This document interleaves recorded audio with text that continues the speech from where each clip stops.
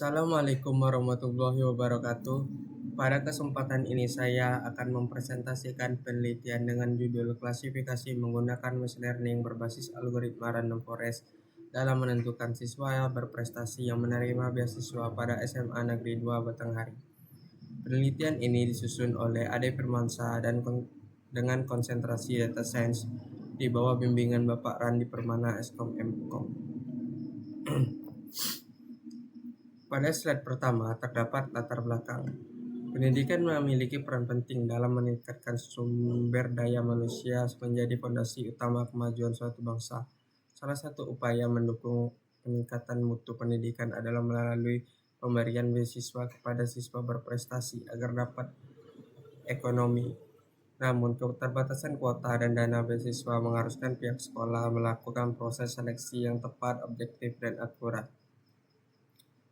Pada SMA Negeri 2 Batanghari menghadapi permasalahan dalam mengklasifikasikan siswa berprestasi yang layak menerima beasiswa berdasarkan kriteria akademik dan akademik. Oleh karena itu diperlukan sebuah sistem pendukung keputusan berbasis data yang mampu membantu pihak sekolah dalam menentukan penerimaan beasiswa secara objektif dan efisien. Pemanfaatan machine learning, khususnya algoritma random forest, dinilai mampu mengolah data siswa kompleks dan menghasilkan klasifikasi yang lebih akurat. Dengan penerapan algoritma random forest, diharapkan proses penentuan siswa berprestasi penerimaan beasiswa dapat dilakukan secara lebih cepat, tepat sasaran, dan berbasis data. Berikut terdapat rumusan masalah, yaitu bagaimana penerapan algoritma random forest dapat digunakan untuk mengklasifikasikan siswa berprestasi yang layak menerima beasiswa di SMA Negeri 2 Batanghari. Dan kedua, faktor-faktor apa saja yang paling mempengaruhi terhadap hasil klasifikasi siswa berprestasi dalam penentuan penerima beasiswa berdasarkan data akademik dan non-akademik. Sejauh mana tingkat akurasi algoritma random forest dalam menghasilkan klasifikasi yang objektif, efisien, dan tepat sasaran dibandingkan dengan metode seleksi manual yang selama ini digunakan sekolah. Dan terdapat juga batasan masalah, yaitu penelitian ini difokuskan pada penerapan algoritma random forest untuk mengklasifikasikan siswa berprestasi yang layak menerima beasiswa di SMA Negeri 2 Batanghari berdasarkan data akademik dan non-akademik yang diperoleh pihak sekolah. Data yang digunakan dalam penelitian terbatas. Pada data internal sekolah meliputi nilai akademik, kehadiran partisipasi kegiatan, prestasi non-akademik, serta kondisi ekonomi siswa tanpa mempertimbangkan faktor eksternal seperti kepribadian, motivasi belajar, dan lingkungan sosial tidak termasuk dalam variabel penelitian. Yang ketiga, terdapat penelitian ini berfokus pada pengujian dan analisis hasil klasifikasi menggunakan algoritma random forest untuk menghasilkan sistem pendukung keputusan yang objektif, efisien, dan tepat sasaran, tanpa membahas pengembangan aplikasi atau perbandingan dengan algoritma machine learning lainnya. Tujuan penelitian menerapkan algoritma random forest dalam proses klasifikasi untuk menentukan siswa berprestasi yang layak menerima beasiswa di SMA Negeri 2 Batanghari. Mengidentifikasi faktor-faktor dominan yang mempengaruhi terhadap hasil klasifikasi siswa berprestasi berdasarkan data akademik dan non-akademik. Menguji tingkat akurasi dan efektivitas algoritma random forest dalam membantu proses pengambilan keputusan secara objektif, cepat, dan tepat sasaran dibandingkan dengan metode konvensional. Manfaat penelitian ini terdapat penerapan algoritma random forest untuk klasifikasi data pendidikan dan pengambilan keputusan berbasis data. Yang kedua, terdapat penelitian ini memberikan solusi bagi pihak sekolah, khususnya SMA Negeri 2 Batanghari, dalam proses seleksi penerima beasiswa agar lebih objektif, efisien, dan tepat sasaran, dan transparan melalui pemanfaatan teknologi berbasis data. Yang ketiga, hasil penelitian ini dapat dijadikan acuan bagi peneliti atau pengembang sistem dalam mengimplementasikan metode machine learning lainnya untuk mendukung pengambilan keputusan di bidang pendidikan.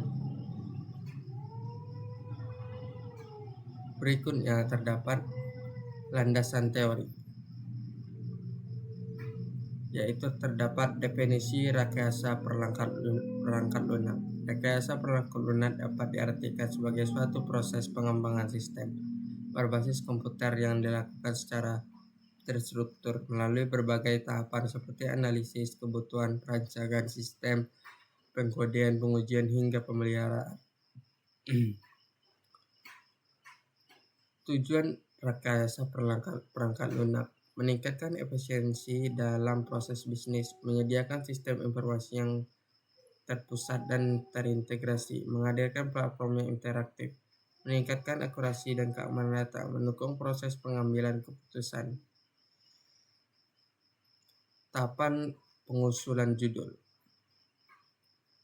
Yang pertama terdapat pemilihan objek, yang kedua pengajuan judul, yang ketiga pengembangan, yang keempat tahapan penelitian.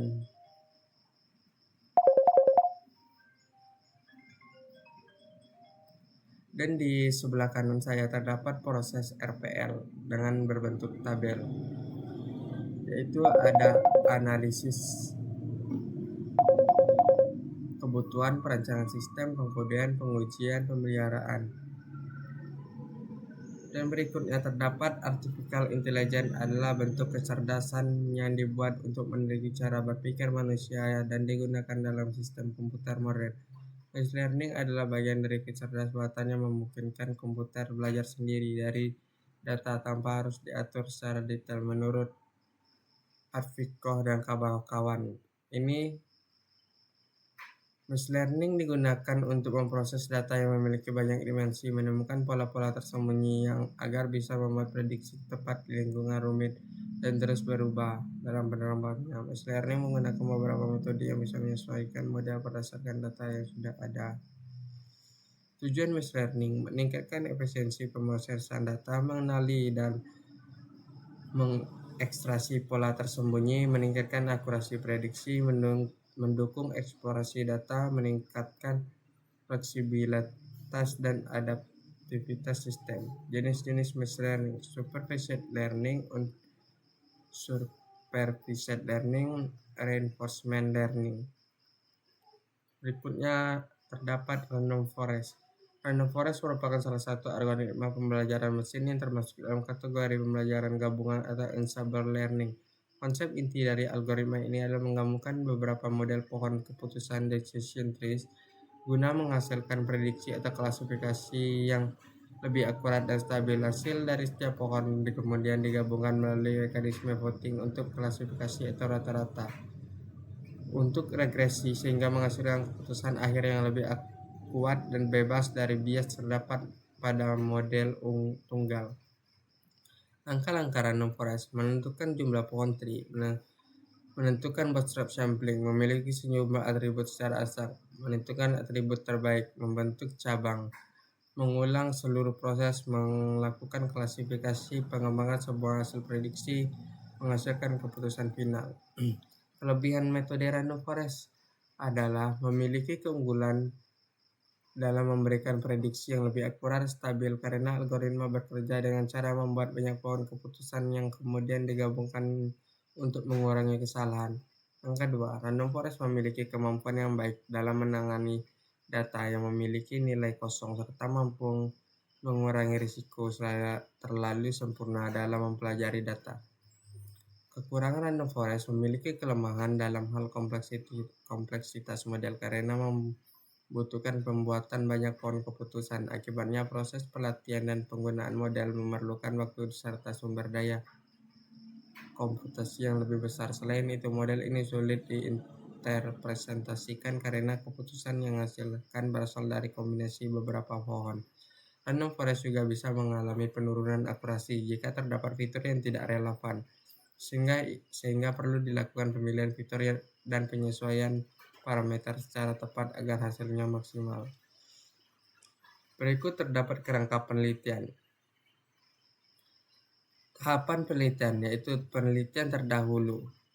Tahapan penelitian terdahulu dilakukan dengan mempelajari dan menganalisis berbagai penelitian sebelumnya dengan berkaitan dengan penerapan machine learning, khususnya algoritma random forest, dalam klasifikasi siswa berprestasi dan penentuan penerima beasiswa.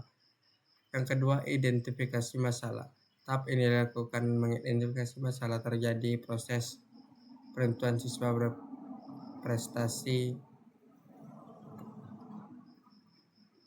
penerima beasiswa di SMA Negeri 2 Batanghar yang masih dilakukan secara manual dan berpotensi menimbulkan subjektivitas secara kurang efisien. Yang ketiga, pengumpulan data. Pengumpulan data dilakukan dengan memperoleh data akademik non-akademik siswa dari pihak sekolah seperti nilai akademik, kehadiran prestasi non-akademik, dan kondisi ekonomi siswa yang digunakan sebagai penelitian. Yang keempat adalah analisis data. Data kemudian dianalisis untuk memahami karakteristik data, penentuan atribut yang relevan, serta menyiapkan data agar sesuai untuk memproses klasifikasi menggunakan machine learning. Yang kelima adalah processing data. Pada tahap ini dilakukan penanganan data kosong serta transformasi data agar siap digunakan dalam proses pelatihan model random forest. Yang keenam, terdapat membangun banyak decision trees. Algoritma random forest digunakan untuk membangun banyak decision trees berdasarkan data latih. Setiap pohon memberikan hasil prediksi yang kemudian digabungkan melalui proses voting untuk membentuk hasil klasifikasi akhir. Dan berikutnya terdapat voting agregasi. Hasil dari seluruh pohon keputusan tersebut kemudian digabungkan menggunakan metode voting, di mana kelas yang paling banyak dipilih oleh pohon-pohon tersebut ditetapkan sebagai prediksi hasil akhir. Berikutnya terdapat menentukan hasil voting, penentuan layak atau tidak layaknya siswa dalam penerima beasiswa. Perancangan sistem. Hasil klasifikasi digunakan sebagai dasar dalam merancang sistem pendukung keputusan yang membantu sekolah dalam menentukan siswa berprestasi penerima beasiswa. Berikutnya, implementasi sistem. Tahap ini merupakan proses penerapan hasil perancangan ke dalam sistem yang digunakan untuk melakukan klasifikasi siswa secara otomatis. Dan berikutnya terdapat pengujian sistem. Pengujian dilakukan untuk memastikan sistem berjalan dengan baik serta menghasilkan klasifikasi yang akurat sesuai dengan tujuan penelitian. Itulah yang dapat saya presentasikan di hari ini. Saya tutup dengan wabillahi taufik wal hidayah. Assalamualaikum warahmatullahi wabarakatuh.